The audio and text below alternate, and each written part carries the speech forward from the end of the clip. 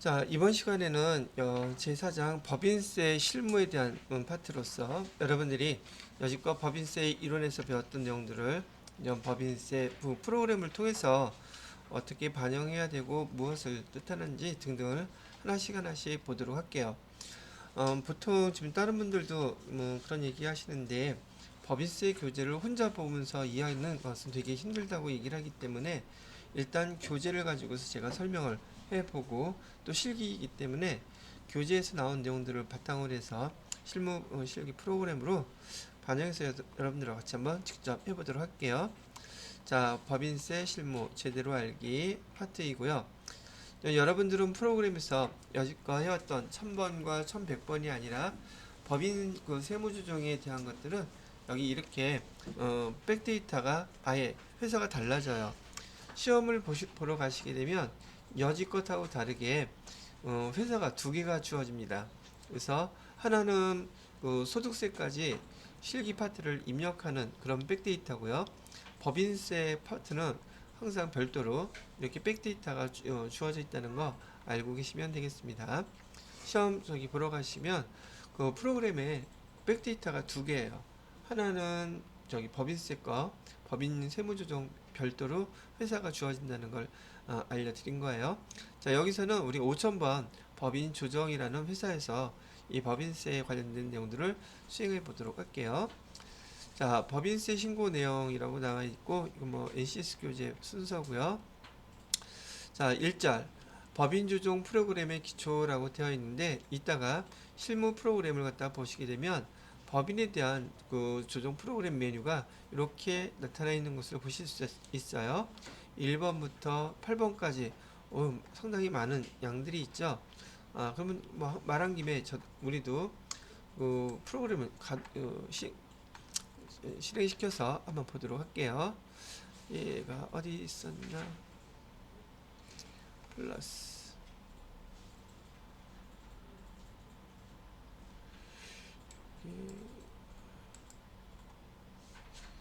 자, 프로그램 실행시켜 보시고요.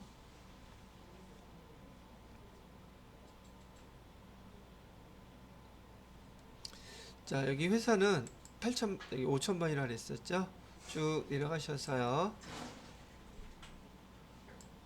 5,000번에 보시게 되면 법인 조정이라고 되어 있어요. 요거 확인해서 이를 열어보도록 합니다. 자, 그리고 여기 왼쪽에 나와 있는 탭에서요. 법인 조정이라고 되어 있는 걸 클릭해 보세요. 그러면 지금 교재에서 보셨던 법인 조정에 대한 탭이 법인 조정 1, 법인 조정 2 이렇게 나타나 있죠. 여기는 대부분의 많은 것들을 이제 여러분이 사용하시게 될 텐데 법인 조정에 있는 내용 그다음에 기초정보 관리도 잠깐 한번 살펴보도록 하겠습니다. 여러분이 여지껏 하시면서 처음 보는 것들이기 때문에 한번 여기 프로그램에서 직접 보고 그 다음에 또 설명을 이어가도록 할게요. 법인조정원의 기초 정보 관리에 회사 기본사항 등록, 계정 과목 적용 등록, 세무서 코드 또는 계좌 코드 나와 있고요. 그다음에 총괄표, 그다음에 작성 순서, 별게 다 나오네요. 왜 이런 게 나오지? 좀 이따 설명해 드릴게요. 그 다음에 두 번째 칸에 보시게 되면 요약, 재무지표라고 되어 있어요. 법인세법에서 사용하는 재무제표는 요약 재무제표로서 그 명칭을 표준 재무상태표, 표준 손익계산서, 표준 원가명세서. 지금 여기에는 현금흐름표나 주석 같은 게 없죠. 예전에 기업회계 기준이 개정되기 전에는 이 잉여금 처분기사서가 재무제표 중에 하나였었어요. 그런데 재무회계가 개정되면서 이 잉여금 처분 계산서가 주석의 일부로 들어갔기 때문에 이 잉여금 처분 계산서가 여기 재무제표는 아니에요. 그런데 여기 여기 법인세법에서는 아직도 제출해야 될 서류 중에서 재무제표에 이 잉여금 처분계산서가 들어가 있다는 거 참고로 알아주시면 되겠습니다. 그래서 이따가 우리 실기 시작하시게 되면은요, 여기 기초정보관리와 요약 재무제표 여기부터 시작하게 될 거예요. 그리고 지난 시간에도 이런 때 계속 말씀을 드렸던 것처럼 여기 실기 파트에서요, 여기 손익계산서에서 세무조정을 시작할 때 결산서상 당기순이익 여기부터 시작한다고 말씀을 드렸었잖아요. 결산한 그 결과가 여기 있는 게 그대로 반영이 될 겁니다. 또 여기 있는 재무제표가 사실 우리 지금 그 재무 결산과 관련돼서 결산된 자료를 이렇게 표준 재무제표로 바뀌어서 반영이 되기 때문에 여기서 시작된다고 제가 미리 말씀을 드리는 것이고요.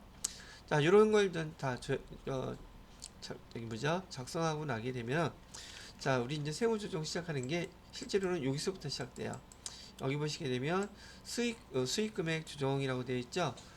수익금액 조정 명세서, 조정 후 수익금액 명세서, 수입 배당금 명세서, 임대보증금, 간주입금 조정. 지금 요 네 가지 항목이 여러분들이 앞으로 배우셔야 될 여기 법인세법에서의 수익금액들이에요. 그래서 수익금액에는 어떤 것들이 있는지 이따가 교재 진도를 나가면서 설명을 해드리도록 할게요. 자, 그 다음에 옆에 보니까 감가상각비 조정이라고 되어 있는데 이 감가상각비 조정은요 우리 회계 파트에서도 그대로 있었던 내용들이에요.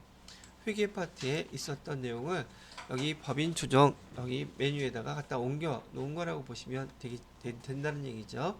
예, 내용도 다 똑같습니다.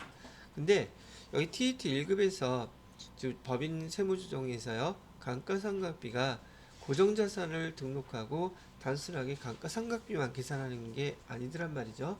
여기 세무조정할 때 반영되는 것들이 이 감가상각비 조정에서 상당히 중요한 파트를 차지하고 있으므로 여기 감가상각비라는 계정을 설명해 드릴 때 그때 좀 더 법인세와 관련된 내용들을 설명해 드리도록 할게요. 자, 그 다음에 5번째 보시게 되면 과목별 세무조정이라고 되어 있는데 여러분들의 세무조정의 대부분은 바로 이 파트에서 일어날 거예요. 여기 지금 말에서도 나온 것처럼 과목별 세무조정이라고 되어 있잖아요.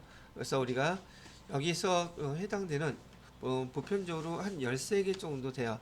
13개의 계정 과목에 대해서 하나하나 세무조정을 하는데 여러분들의 세무조정의 대부분의 시험 문제는 여기에서 출제가 된다는 얘기죠. 그래서 여기 나와 있는 계정들마다 세무조정을 어떻게 하는지를 나중에 설명을 드릴 것이고요. 자, 그 다음에 소득 및 과표 계산이라 해서 소득금액 조정합계표라는 거 또는 소득금액 조정 명세서라는 게 있어요. 지금 앞에서 과목별로 세무조정을 하게 되면 그 모든 결과값이 바로 이 소득금액 조정합계표라는 데 다 반영이 되게끔 되어 있어요. 그래서 여기 소득금액 조정합계표에 반영된 내용들을 우리가 한번 쭉 보시게 될 거예요. 아주 많이 보시게 될 항목 중에 하나라는 것이죠.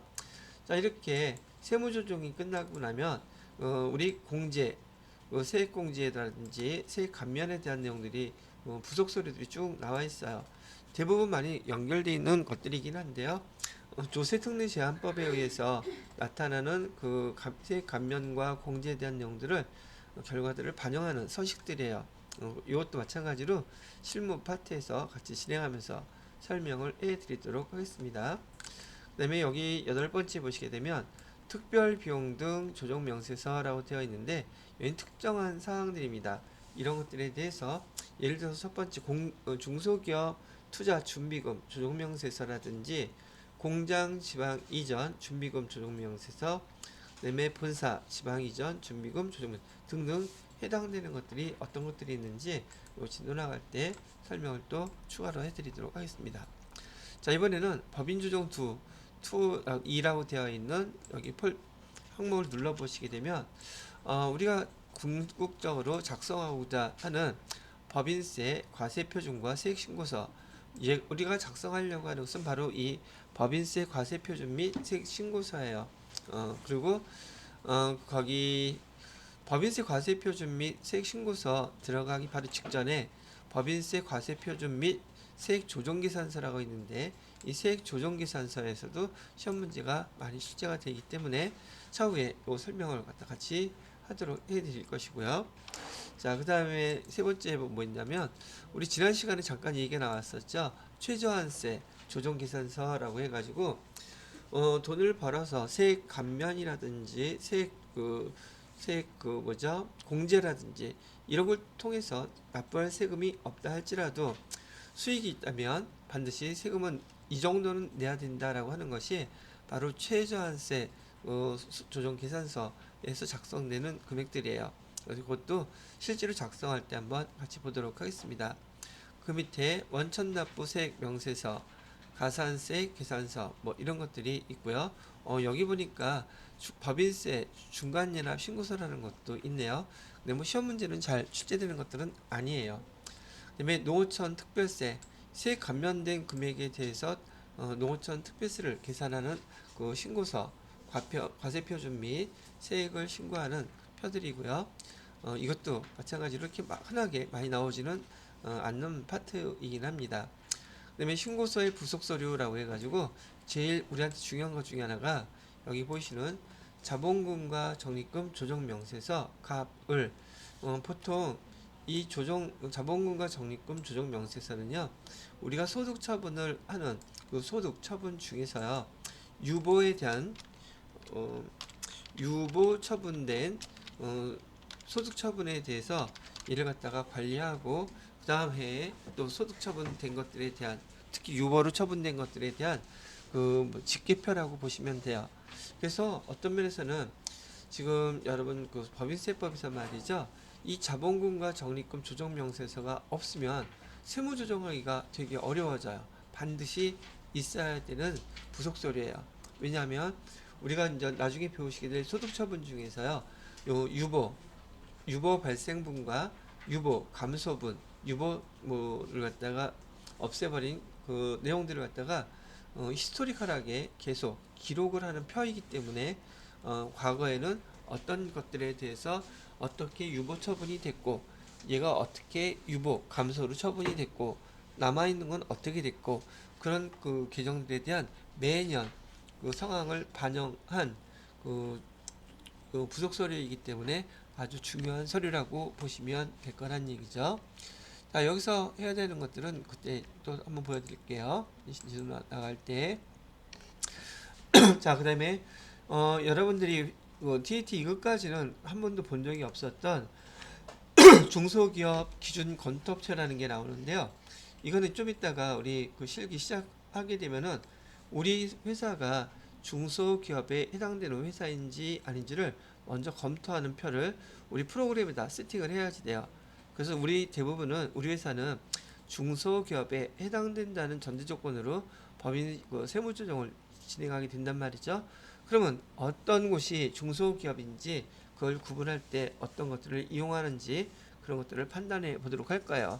우리 일반적으로는 일반적으로 우리 일상생활에서는 중소기업이란 말을 많이 쓰기는 하는데, 얘가 그냥 말로 중소기업 하면 중소기업이 되는 건가? 아니에요. 일정한 요건이 있어요.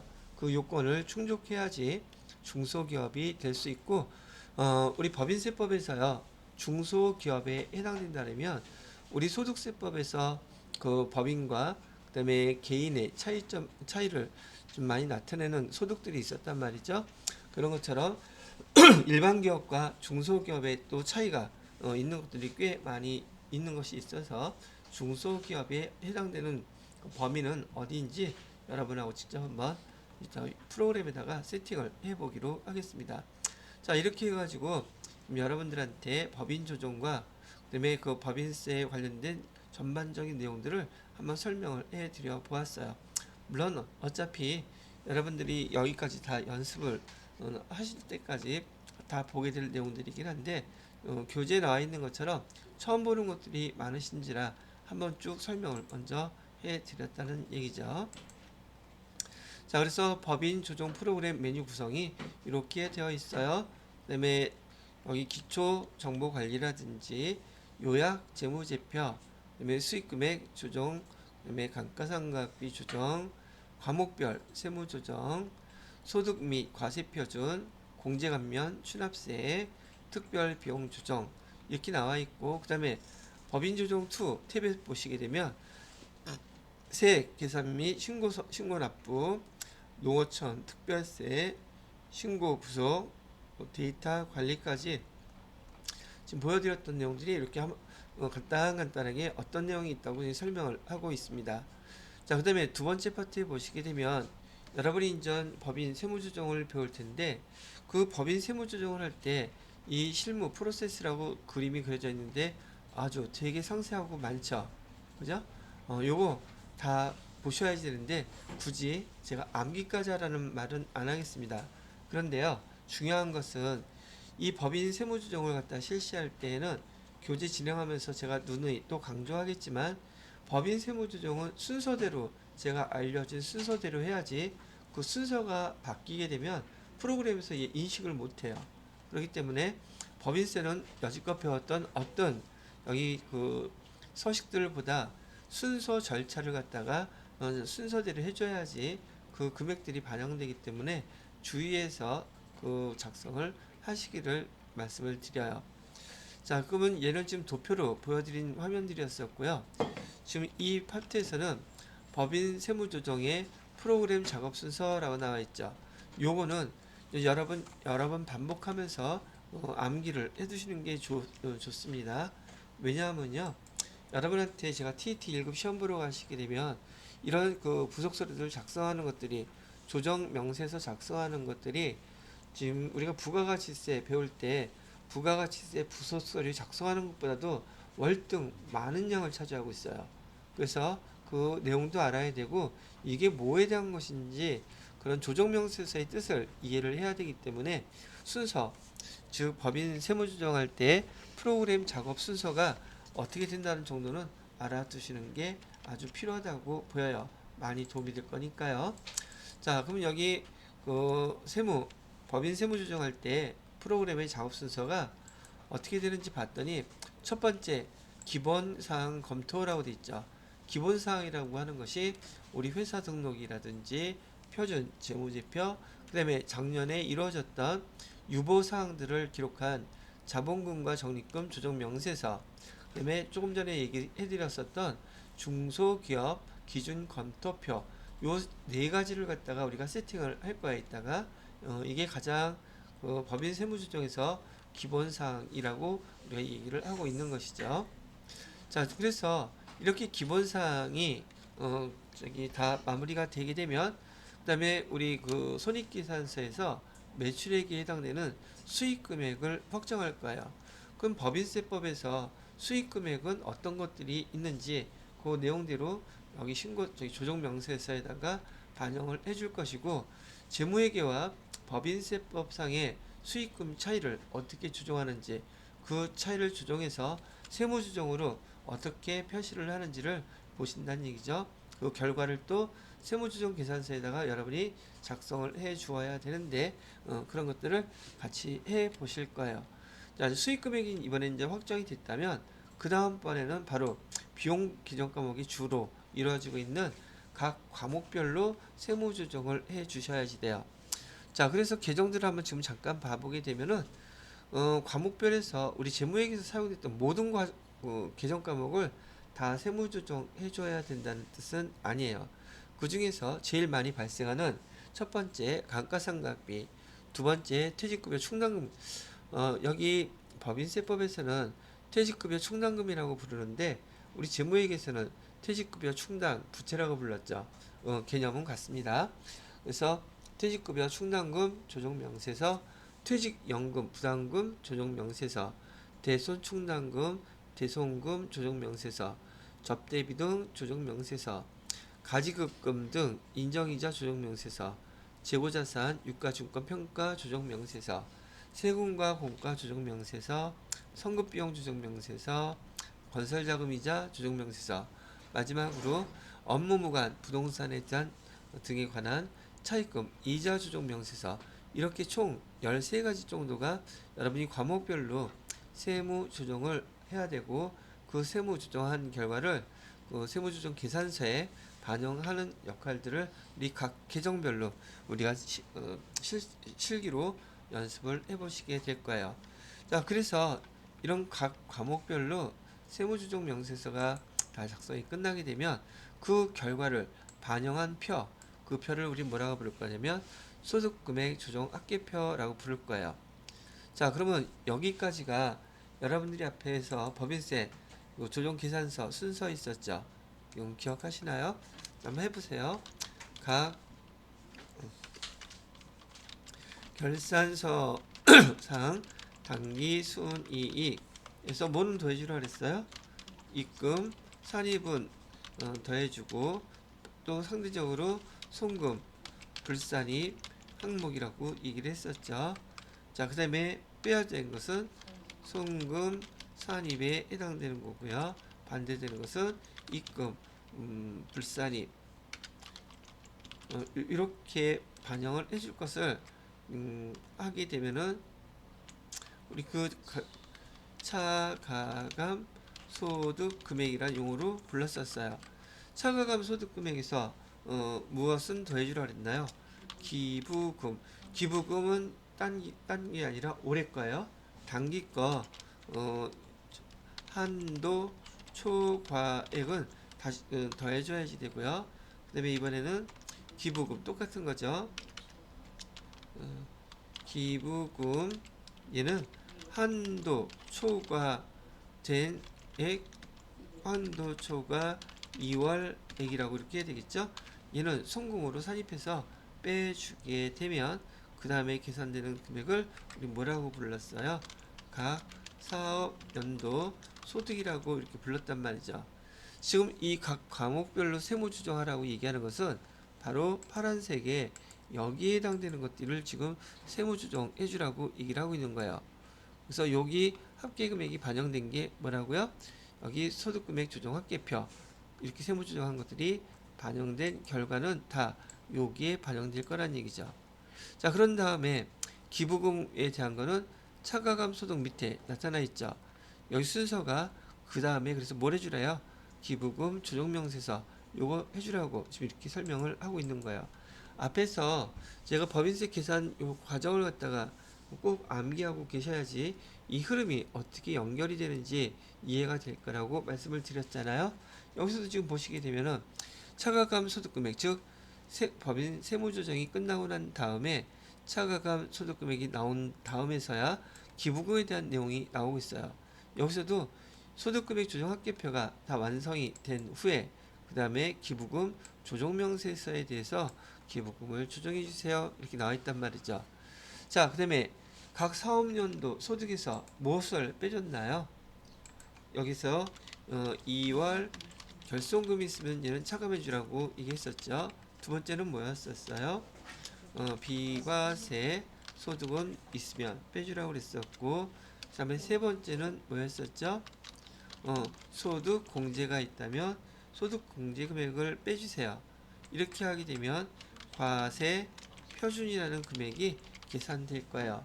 이 과세 표준이 결정되게 되면 세율을 곱해서 산출세 계산을 하랬죠.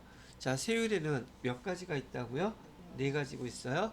자, 금액 첫 번째 10억 미만일 때는 세율 몇 퍼센트 적용하라고요? 과세 표준이 10억 미만이 된다면은 거기 9% 적용해 주라 그랬었죠. 자, 근데 10억은 넘어가 2억? 10% 까먹었네. 2억이요. 다시 2억 이하는 9%를 반영하고요. 2억은 넘는데 거기 금액은 얼마라고 돼 있어? 20%, 19% 반영하는 거에 대해서는 2억은 초과하고 200억 이하인 건 200억 이하인 거는 몇 퍼센트를 적용하라고요? 19% 적용한다. 200억은 초과하면서 3천억 이하인 경우에는 21%라 했죠. 개정되기 전에는 22%였는데 3천억 밑에까지는 21% 적용하고 마지막으로 3천억 초과하는 거에 대해서는 24%를 적용한다고 규정세법에서 정했습니다라고 설명해 드렸던 거예요. 바로 여기 2월 결손금 비과세 소득공제 그거에 해당되는 부분들이 여기에서 나타날 것들이라는 거죠. 공제, 감면, 가산세 이렇게 나온다는 얘기예요. 이 절차를 다 끝내게 되면 산출세액 다음에 이 법인세, 과세표준과 세액조정계산서에 요 반영이 되는 항목들이에요. 그래서 여기까지 그다음에 신고서 마감하게 되면 법인세 과세표준 및 세액신고서 얘는 다 작성이 된 상태로서 바로 제출만 하면 되는 마지막 단계란 말이죠. 그래서 우리 법인세는 이런 순서로 프로세스가 진행될 거라는 걸 먼저 설명을 해 드렸습니다. 자, 잠깐 쉬었다가 계속 설명해 드리도록 할게요. 자, 그래서 지금 여러분들이 여기 좀 교재에서 보여주는 법인 세무 조정할 때 프로그램 따라서 해요. 프로그램에 있는 작업 순서 아주 많이 중요합니다. 그래서 작업을 하실 때 프로그램 순서대로 작업하라는 대로 작업을 해야 된다는 거 다시 한번 강조해 드리고요. 여기 이제 넘어가서 다음 페이지를 보시게 되면 법인 조정 프로그램의 공통사항, 화면 내에서 작업 방법, 법인 조정 프로그램의 작성 절차라고 되어 있는데 이거는 중요한 파트라서 제가 한번 같이 읽어보고 이 파트를 마감하도록 할게요. 화면 내에서 작업 방법이 있는데 첫 번째, 화면 내에서 상호 간의 이동은 탭키 혹은 마우스 클릭해서 이동할 수 있다고 되어 있죠. 두 번째, 법인 조정 서식의 규정 서식은 한 장으로 되어 있으나 프로그램 내에서 작업 순서에 의해 커서가 우선순위로 먼저 가 있습니다 라고 나와 있는데 이따가 눌러서 보여드릴게요. 그 다음에 세 번, 집계란 또는 작성 요령에 의해서 자동 계산되는 항목이나 해당 란에는 커서가 이동하지 않고 자동 계산됩니다. 이런 란은 커서가 가지 않는 란들은 손댈 필요가 없다는 뜻이에요. 자동으로 계산해 주니까. 그 다음에 네 번째, 항목 간 또는 각 란의 상호 연관 수치는 자동 반영됩니다. 연결돼서 앞에서 썼던 그 숫자가 금액이 필요한 곳이라면 똑같은 숫자라면 자동 반영되어 있으니까 그냥 그대로 참고하시면 되겠습니다. 모든 칸을 여러분이 다 작성하는 게 아니라는 얘기예요. 자, 화면 내에서는 이런 걸 이해해 주시면 알아두시면 될 것 같고요. 두 번째는 법인 조정 프로그램에서 작성 절차라고 되어 있어요.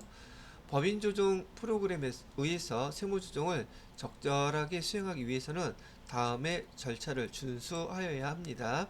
첫 번째, 법인 세무 조정 프로그램의 작업 절차를 정확히 숙지하여 선행 작업할 게 있다면 걔를 먼저 하고 그 데이터를 연결받아 다음 메뉴를 진행할 수 있도록 하세요.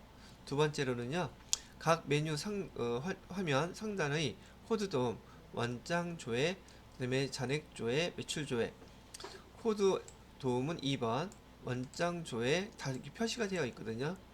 이런 버튼으로 매출 조회 등 재무 회계의 자료를 조회하고 검토한 다음 조정 명세서에 적색키 1, 2, 3 순으로 조정하십시오 라고 되어 있는데 이따가 조정 명세서 작성하려고 보면 있잖아요.